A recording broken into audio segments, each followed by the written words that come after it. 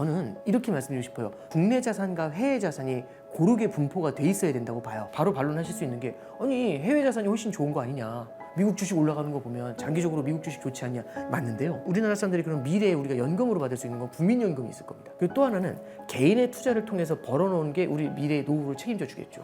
그러면 개인의 투자와 국민연금이 우리 투자의 핵심이에요. 잠깐 보시면 국민연금이 해외 투자를 많이 늘려놨어요. 한번 거기서 문제가 생기게 되면 내 자산 전체가 녹아요. 그럴 가능성도 우리가 염두에 둘 필요는 충분히 있는 거거든요. 그래서 이제 이런 얘기가 됩니다.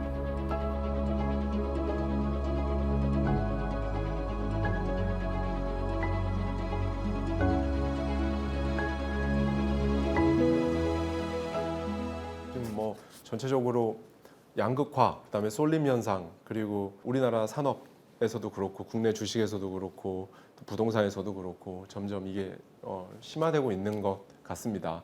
단장님께서 지금은 방향이 뭐 어느 방향이냐 이게 아니라 파동을 읽는 게 중요하다라고 말씀을 해주셨어요. 네네. 파동이라는 개념 어떻게 이해하면 좋을지, 달러 흐름을 볼 때 가장 중요한 이 파동 체크 포인트가 무엇일까요? 이게 그러니까 파동이라는 거는 결국에 이런 큰 플럭추에이션 같은 거거든요. 예. 그러니까 우리가 단기적으로 환율이 얼마에 가 있을 것이다 이렇게 예측하는 거는 굉장히 개인 투자자 입장에서 환율을 예측하고 투자한다, 이거는 굉장히 리스크가 큽니다. 네. 그러니까 참고로 1월 달에는 다들 환율 1,500원 넘는다고 했잖아요. 근데 롤러코스터로 밑으로 내리 찍었어요. 다들 그래서 6월 달에는 더 내려간다고 했었는데 다시 끌어올리잖아요. 그래서 단기로 환율을 갖다가 얼마 찍는 건 사실은 굉장히 어려운 얘기예요. 단장님께서 말씀하신 파동이 이제 일종의 밴드를 이렇게 딱 보고 그렇죠. 그 안에서 플럭추에이션이 쭉 이렇게 앞으로 그렇죠. 그냥 계속 일어날 것이다. 네네네, 그렇죠. 변동성이 굉장히 높다는 거거든요. 그래서 파동을 주시하라는 게 이제 어떤 말씀이냐면 지금의 달러가 움직이는 모습들 있잖아요. 한 방향을 가리키면서 가려는 게 아니라 굉장히 다양한 플럭추에이션이 나타날 수 있으니까 오늘 오르고 내일 떨어지고 이렇게 예측하면서 이걸 따라가는 투자? 이런 건 되게 조심하셔야 된다, 이런 말씀 드리는 겁니다. 그래서 네. 파동 자체를 주시하라는 얘기는 이런 다양한 변동성들이 나타날 수 있으니까 시장을 너무 따라다니는 투자 경계하자, 이런 말씀을 드리는 관점이고요. 대신에 달러 자산과 같은 투자는 이렇게 보시면 될 것 같아요. 단기로는 이게 파동이 일어날 수 있다는 가능성은 열어두셔야 돼요. 근데 장기로 한번 보죠. 뭐 이렇게 한번 비유해서 말씀드려볼게요. 축구 선수가 있는데요. 축구 선수가 실력도 되게 좋아요. A 선수하고 B 선수가 있는데 둘 다 너무너무 잘해요. 근데 A 선수는 팀워크도 너무 좋고 네. 겸손하고 또 운동도 항상 열심히 뛰어요. B 선수는 조금 그러진 않는 편이에요. 네. 실력은 좋은데 팀에 잘 못 넣어놔요. 그러면 내년에 누가 더 잘할까? 몰라요. 왜냐하면 저기 A 선수가 다리를 다칠 수 있잖아요. 그러면 A 선수가 힘들 수 있지 않습니까? 그럼 내후년은 어떨까? 몰라요. 근데 이런 거 있잖아요. 10년, 15년, 20년을 보면 누가 잘 돼 있을까요? 둘 중에. A 선수가 잘 돼 있어요. 그러니까 어르신들이 그런 얘기 많이 하시잖아요. 그러니까 뭐냐면 이렇게 겸손하고 뭐 이런 사람들이 잘 될 거다 이런 얘기들 하시잖아요. 그건 일종의 통계 아닐까요? 자신들의 경험 속에서, 당신들의 경험 속에서 배운 하나의 통계 아닐까요? 이 말씀을 드린 이유는 환율이라는 것도 단기로 보면 엄청난 파동이잖아요. 네네네. 근데 이 단기로 보면 이 엄청난 파동이지만 어쩌면은 멀리서 보잖아요. S&P 500도 우리가 100년 차트를 보면은 그냥 우상향하는 것 같아요, 그냥. 근데 가까이 가서 보면 난리가 납니다. 네. 예. 그러니까 단기로는 이게 파동이 굉장히 중요한데 네. 중장기로는 어떤 움직임을 보일까, 이걸 바라보실 필요가 있는 것 같아요. 그러면 중장기적으로 우리가 바라봐야 될 관점, 그거는 과거하고 지금하고 우리나라가 어떻게 바뀌었는지를 바라보는 게 되게 중요하다고 봐요. 제가 이제 상반기에 출연해가지고 환율의 대전환에 대한 컨셉을 말씀드릴 때 네. 어떤 말씀을 드린 거냐면 옛날처럼 그 낮은 환율로 돌아가기가 쉽지가 않을 거다, 이런 말씀 드렸거든요. 네. 왜 그러냐면 구조 자체가 바뀌었어요. 과거에는 우리나라가 수출을 굉장히 잘했잖아요. 특히 네. 중국 수출이 많았었어요. 네. 근데 지금 우리나라가 재작년부터 31년 만에 대중 무역 적자입니다. 작년도 무역 적자고 올해도 대중 무역 적자예요. 대미 무역 흑자가 큰데 문제는 트럼프 행정부 하에서는 이 대미 무역 흑자도 조금은 줄어들게 될 것 같아요. 그럼 장기로 봤을 때 우리나라 무역 흑자가 점점 줄어들 수가 있거든요. 네. 근데 앞서 말씀드렸지만 해외 투자가 3, 4년 전부터 굉장히 빠르게 늘어나고 있지 않습니까? 네. 그럼 무역 흑자로 들어오는 달러는 줄어드는데 나가는 달러는 많아져요. 그럼 아주 긴 호흡으로 봤을 때는 그러면 우리나라의 달러가 점점 줄어드는 문제가 생기잖아요. 그럼 장기적으로 봤을 때, 긴 호흡에서 봤을 때는 환율이 조금씩 레벨을 높여갈 수도 있다라는 관점을 보시면 돼요. 그럼 여기서 질문이 거죠. 언제 올라요? 근데 그런 말씀을 드리는 게 단기로 바라보면 파동이기 때문에 그런 걸 예측하는 거는 어렵습니다. 그래서 네. 저는 그렇게 말씀드리고 싶어요. 아주 긴 호흡에서 예를 들어서 달러 자산을 일부 정도 가져간다. 이런 거는 필요하다. 그래서 그 파동의 성격이 뭔지, 그 파동이 강하면 강할수록 우리가 단기 예측할 때 굉장히 힘들어질 수가 있습니다. 그걸 우리 개인 투자자들이 단기로 예측하고 들어가는 건 좀 피하자.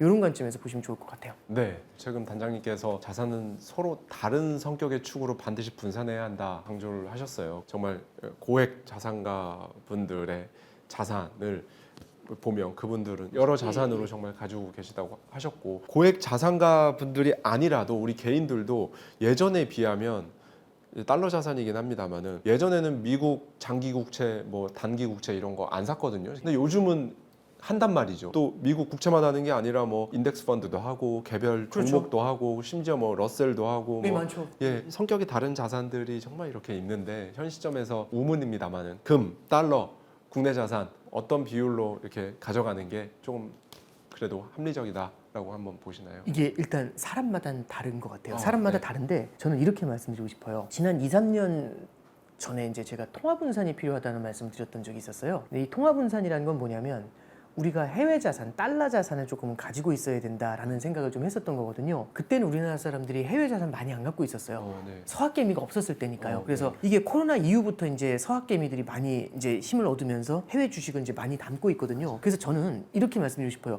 몇 프로씩 갖고 있으세요라고 얘기하는 것보다는 국내 자산과 해외 자산이 고르게 분포가 돼 있어야 된다고 봐요. 그게 6대 4이건 5대 5건 4대 6이건 어느 한쪽이 완전 제로로 간다. 이거는 저는 리스크가 있다고 봅니다. 그래서 이제 달러 자산은 그런 관점에서 좀 가져가야 되는데, 바로 반론하실 수 있는 게 아니 해외 자산이 훨씬 좋은 거 아니냐. 미국 주식 올라가는 거 보면 장기적으로 미국 주식 좋지 않냐. 맞는데요. 이제 이렇게 설명을 좀 해드릴게요. 이번에 이제 한국은행에서 이제 금통위가 있었는데 거기서 이창용 총재 코멘트가 좀 귀에 와서 꽂힌 게 있었어요. 네. 아 이렇게도 생각해 볼 수 있겠구나라고 봤던 게, 우리나라 사람들이 이제 그 투자를 하는 이유는 미래에 우리 먹거리를 확보하고 싶은 거잖아요. 근데 우리나라 사람들이 그럼 미래에 우리가 연금으로 받을 수 있는 건 국민연금이 있을 겁니다. 그리고 또 하나는 개인의 투자를 통해서 벌어놓은 게 우리 미래의 노후를 책임져 주겠죠. 그러면 개인의 투자와 국민연금이 우리 투자의 핵심이에요. 근데 잠깐 보시면 국민연금이 해외 투자를 많이 늘려놨어요. 근데 이 상태에서 그럼 국민연금이 해외 투자를 많이 하고 있는데, 이 상태에서 개인도 해외 투자를 많이 하면 전부 해외 투자로 포트폴리오가 쏠려 있는 거죠. 저처럼 포트폴리오를 보는 사람들은요, 쏠리는 걸 되게 경계합니다. 왜냐하면 좋은 건 맞는데 쏠리잖아요. 한 번 거기서 문제가 생기게 되면은 내 자산 전체가 녹아요. 그럴 가능성도 우리가 염두에 둘 필요는 충분히 있는 거거든요. 그래서 이제 이런 얘기가 됩니다. 우리가 그래서 국민연금부터 시작해서 개인까지 다 해외 투자하면 전부 다 돈이 있어가지고 뭔가 이제 돈을 확보해야 될 때는 국민연금부터 시작해서 모두 다 사러 가죠. 그럼 모두 다 사러 가면은 가격이 뛸 거 아닙니까? 네. 달러도 세고 그 다음에 주식도 비싸게 사겠죠. 근데 베이비 부머가 은퇴를 하면은 우리가 일정 연도 이후부터는 연금을 지급해줘야 되잖아요. 그럼 어떻게 해야 되냐면 해외에 있는 자산을 팔고 돌아와야 됩니다. 그럼 그때는 전부 동시에 팔고 돌아와야 되잖아요. 네네. 그럼 그 순간에는 일시적으로 달러가 약해질 수도 있고 네. 주식이 빠질 수도 있겠죠. 그러니까 너무 한쪽으로 몰려갔다가 몰려오는 이제 그런 리스크가 생길 수가 있어요. 그래서 저는 그걸 한번 우리가 고민해 봄직한 이슈인 건 맞다고 봐요. 그 얘기는 미국 주식 너무 좋으니까 무조건 그것만 해야지, 이건 역시도 하나의 리스크가 될 수 있다는 거고요. 네. 미국 주식으로 너무 많이 몰려가다 보니까 올해 우리나라 주식이 70%가 넘게 뛰었잖아요. 네. 그 상승을 향유하지 못하신 분들이 맞아요. 의외로 많아요. 네. 그러니까 미운 상승인 거죠. 네. 왜냐하면 즐거워하는 사람이 많지 않은 그런 형태의 주가 상승장이 올해는 나타났던 겁니다. 네. 그래서 저는 포트폴리오에 국내 자산, 해외 자산은 고루 균형을 좀 잡아주는 게 좋다. 최근에 해외 자산으로 몰리는 거가 쏠리는 경향이 너무 강하다 보니까 제가 그거 하나 좀 어드바이저를 드리고요. 또 하나 이제 마지막으로 금은요. 금은 메인 디시가 아니라 어디까지나 에피타이저입니다. 당연히 에피타이저가 감동을 주는 식당도 있죠. 근데 그 자체가 메인 디시가 되지는 않거든요. 그래서 에피타이저 정도의 비중으로 가져가시는 게 딱 좋은 것 같아요. 지금 딱 떠오르는 게 10에서 15% 정도. 그러니까 그렇죠. 그런 정도로 조금 적게 네. 메인 자산보다는 적게 가져가시는 게 조금 더 도움이 되시지 않을까? 네, 그렇게 생각합니다. 네. 명쾌하게 또 말씀을 해주셨습니다. 지금은 투자를 해야 되나 말아야 되나 이게 아니고, 투자는 무조건 해야 되는데 이거를 투자를 어디에 어떻게 할까? 이제는 이 고민 단계로 넘어온 것 같아요. 네. 그러다 보니 투자의 초보 투자자들 분들이 굉장히 시장에 많은 거죠. 특히나 이제 코인이나 주식은 이제 위험 자산으로 분류가 되고, 금이나 이런 것들은 뭐 안전 자산으로 좀 분류가 되는데, 단장님이 만약에 굉장히 절친한 지인이 있다, 투자 초보다, 어떻게 해야 되냐고 묻는다면 가장 안전한 투자 방법이 뭐가 있을까? 채권이 가장 안전할까? 이런 것들을 물어본다면 어떻게 한번 어드바이스를 해주실 수 있을까요? 일단 초보잖아요. 네. 그러면은 투자를 너무 크게 가져가시는 건 위험해요. 그러니까 항상 전쟁을 해야 되지 않습니까? 저는 꼭 드리고 싶은 말씀이 정찰 때를 무조건 보내야 됩니다. 정찰 때는 대부분 죽거든요. 그러니까 이제 내가 갑자기 주식을 사고 싶어져요. 굉장히 보수적인 사람이. 왜 사고 싶냐면 다른 사람들이 많이 샀기 때문에. 그래서 많이 올랐으니까 뉴스가 계속 들리잖아요. 그럼 나만 소외되나? 그렇죠. 이런 생각이 들어서 들어가고 싶어질 때가 생겨요. 계속 참다가 도저히 안 되겠다. 들어가자 하는 순간이 고점이 되는 경우가 굉장히 많아요. 그래서 저는 정찰대를 보내는 게 되게 중요하다고 봐요. 그럼 정찰대만 보내면 많이 오르는 걸 못 먹을 수 있지 않습니까? 어쩔 수 없죠. 초보라는 전제를 깔고 갔잖아요. 그래서 이 초보는요, 기본적으로 내가 몰빵을 들어갔는데 갑자기 흔들리면 멘탈이 나가요. 그럼 떨어진 상태에서 던져버리거든요. 이런 걸 저도 많이 봤거든요. 그래서 첫 번째는 정찰대를 먼저 보내보자. 네. 어떤 자산이든지 간에. 그래서 저는 처음에 딱 이제 그분이 만약 제 절친인데 물어보셨다. 나 이거 투자하고 싶다. 어떻게 할까? 그러면 일단 뭐 사 이렇게는 아닙니다. 첫 번째는 너가 좋아하는 게 있냐. 그리고 이제 유튜브라든지 책 같은 걸 보면서 투자에 대한 공부를 좀 했냐. 그게 안 돼 있으면 일단 투자 공부를 먼저 하게 하고, 그래서 유력한 후보 상품군을 만들어야 돼요. 그럼 이제 이거 살까? 조금씩 나눠 사봐야 돼요. 정찰 때부터 보내야 되죠. 그래야 책으로 볼 때하고 내 돈이 태워졌을 때 달라요. 전혀 다른 느낌입니다. 완전히 다르죠. 예, 관심이 확 들어가고요. 네. 이 관련돼 있는 뉴스가 진짜 쏙쏙 들어와요. 막 재미없는 채널에서 얘기해도요. 이건 들어야 되는데 이렇게 돼요. 그러면은 정찰대를 보내서 그 정찰대의 희생으로 어떻게 보면은 스터디를 한층 더 많이 하게 되고요. 얘네가 실제 시장에서 실전에 들어갔을 때 어떻게 움직이는 걸 보게 돼요. 이게 마치 축구 국가대표면 상비군을 뽑아놓고 실제 우리 평가전을 돌려보는 거죠. 연습 경기 할 때하고 평가전 할 때하고는 다르죠. 네. 그러니까 우리 A팀, B팀끼리 우리 선수들끼리 연습 경기 하는 거하고 평가전은 또 전혀 달라요. 네, 네. 근데 우리는 월드컵에 나가야 되지 않습니까? 네. 평가전 많이 해봐야 되지 않을까요? 평가전을 해보면 이 선수가 연습 경기에서만 잘하는 건지 실전에서도 괜찮은지 이걸 알 수가 있지 않습니까? 네, 네. 그럼 거기서 우리가 좋아하는 펀드, 좋을 것 같은 ETF, 이 ETF는 어떤 특성이 있는지를 책에서 보는 게 아니라 내가 실제로 한번 체험해 보게 돼요. 근데 예를 들어 이런 거 있거든요. 좋은 ETF인데 빠질 때 정말 시원하게 빠져요. 근데 막 예를 들어 하루에 막 7, 8%씩 빠지면 멘탈이 나가거든요. 그렇죠. 근데 큰 금액이 들어갔으면 멘탈이 제대로 나갔을 거 아니에요. 작은 금액이 들어가 있잖아요. 그럼 수업료입니다. 나는 이 ETF는 나하고 안 맞네. 네. 상성이 안 맞는 거예요. 얘가 나쁘다는 게 아니라 나하고 안 맞는 거예요. 그런 것들도 발견해야 됩니다. 그래서 저는 꼭 드리고 싶은 말씀이 뭘 몇 프로 사냐 이거보다는 일단 준비를 하고 들어가야 된다는 거. 모의고사 여러 번 보고 수능 봐야죠. 되지 않을까요? 예. 이 정찰대라는 것도 각자 사람에 따라서 생각하는 그 정찰대의 규모 자체가 다 다르겠죠. 그렇죠. 뭐 예. 학생인 경우에는 정말 네. 뭐 10만 원, 20만 원 갖다가 그렇죠. 소수점 매매를 할 수도 있을 네네. 거고, 아니면 뭐 직장인 초년생이냐 아니면은 그 이상 사회생활을 더 오래 하신 분들이냐에 따라서 자신의 자산 규모에 따라서 요 정도면 만약에 이게 갑자기 녹아도 정말 정찰대 내가 수업료로 생각할 수 있겠다라는 네, 그렇죠. 수준으로. 학원비죠. 그러니까 직관적으로 생각해도 내가 산 ETF가 0이 되진 않을 거지 않습니까? 네, 네. 예를 들어서 제가 100만 원으로 10개를 나눠 샀어요. 그럼 이제 100만 원으로 10개 나눠서면 개당 10만 원이죠. 네. 근데 내 돈이 100만 원이 들어가면 보게 돼요. 보게 되죠. 예. 근데 이 100만 원이 0이 되진 않을 거지 않습니까? 네. 뭐 반토막 났어요. 그러면 50만 원 날아간 거거든요. 50만 원이면 리저너블 하죠. 제가 아직까지 들은 것 중에 단장님이 해주신 말씀이 최고의 이 조언인 것 같은 게요. 저 예전에 미국 주식 초기 투자하기 시작할 때 지금에 비하면 들어가 있는 게 공이 몇 개가 없었습니다. 굉장히 소액이었거든요. 예. 근데 공부는 그때 제일 많이 했어요. 거시경제를 막 공부하고 막 그게 사실은 테이퍼라는 개념은 어떻게 보면은 굉장히 그 전공자들 중에서도 알기가 어려운 개념인데. 거시경제는 그냥 예. 그렇게 보시면 돼요. 바람의 방향이 바뀌는 거거든요. 자, 우리가 전쟁을 하는데 불화살을 쏘고 싶어요. 불어라 동남풍이지 않습니까? 근데 동남풍이 안 부는데 어떻게 불화살로 전쟁을 하겠습니까? 거시경제는 그래서 이제 이렇게 말씀드린대요. 동남풍이 불면 이깁니까? 몰라요. 근데 동남풍이 불면 유리합니까? 맞죠. 맞죠. 유불리를 결정합니다. 예, 그래서 거시경제도 같이 보실 필요가 있어요. 그래서 제가 드리는 말씀이 책이 그런 거잖아요. 그래서 우리가 이겨야 져요 하는 동남풍 봅니다. 이렇게 얘기하면 그래서 이겨야 져요. 동남풍 봅니다. 이 얘기만 하고 있는 거예요. 반복하고. 당시 무슨 이게 도움이 돼? 근데 도움이 되죠. 예, 실전 투자하시는 분들은 그래서 저는 그런 것 같아요. 환율이나 금리 이런 것들 관심 가지면서 보시는 거 보면서 개별 주식을 하시는 분들도 굉장히 뎁스 있게 공부하세요. 저는 그 생각은 해요. 우리나라 사람들이 유튜브 앞에 앉아가지고 7시간 동영상 인강 볼 수 있는 사람들은 우리나라 사람들밖에 없다고 생각합니다. 그거 맞잖아요. 네. 공부하려고 스터디 카페 같은 데 가거든요. 스터디 카페 가서 앉아있으면 앞에 고등학생, 중학생들 앉아서 공부하거든요. 그 공부할 때 보면 이제 어른이 되니까 어렸을 땐 저 20분도 못 앉아 있었거든요. 네. 근데 어른이니까 이제 앉아서 계속 보잖아요. 네. 학생인데 2시간 반 동안 일어나질 않아요. 야. 와, 동영상 보면서 진짜 열심히 하더라고요. 그래서 제가 못 이기겠더라고요. 허리가 아파가지고 못 앉아있겠더라고요. 그래서 제가 뭐 이게 마음속으로 되게 유치한 거지만 이 경쟁이 살짝 되잖아요. 누가 네가 일어나나 내가 일어나나. 근데 진짜 열심히 공부하거든요. 네, 네. 그러니까 이제 우리 학생들이 인강 세대잖아요. 그럼 유튜브에서 예를 들어서 7시간짜리 환율 대특집 동영상 관심 있는 분들이 7시간 앉아서 공부한다니까요. 볼 수 있죠.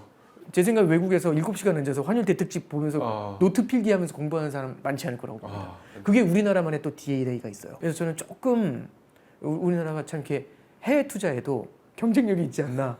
이게 물론 이제 말도 안 되는 소리 하지 마 이러실 수 있는데 그런 생각 조금 해보게 돼요. 매크로 공부하시는 거 보면서 그런 생각 되게 많이 합니다. 예. 선생님 그 강달러 그리고 이제 약달러 이제 시나리오 아까 말씀드렸듯이 파동에 따라서 정말 2026년에도 강달러 약달러 요동을 칠 수 있을 텐데 강달러 시나리오, 약달러 시나리오 이거 뭐 어떻게 봐야 될까요? 예. 그러니까 이제 이렇게 보시면 될 것 같아요. 아마 내년에도 환율이 되게 요동을 많이 칠 텐데요. 일반적으로 강달러잖아요. 강달러의 원인을 보는 게 되게 중요합니다. 근데 이 강달러의 원인 중에 대표적인 게 미국 경제가 좋아서 그래서 강달러가 나오는 경우가 꽤 많아요. 그래서 강달러일 때는요.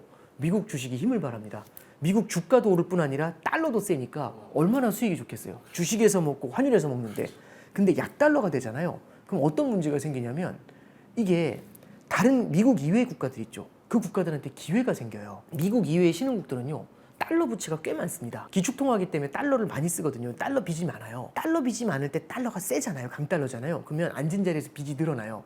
되게 힘들어지거든요. 근데 지금은 약달러가 됐잖아요. 그럼 앉은 자리에서 부채 부담이 줄어들어요. 그러네요. 그러면 우리가 쳐다도 안 보던 신흥국에서 기회 요인이 생깁니다. 그럼 신흥국이 굉장히 좋아지잖아요. 그러면은 미국 주식도 좋지만 미국 주식이 달러가 약해지면서 매력이 떨어져 있는 상태에서 다른 쪽의 매력이 확 올라오면 이런 데서 기회 요인이 생기는 거거든요. 네. 그래서 강달러일 때는 미국을 많이 바라볼 필요가 있고요. 보시더라도 선진국 중심으로 보셔야 돼요.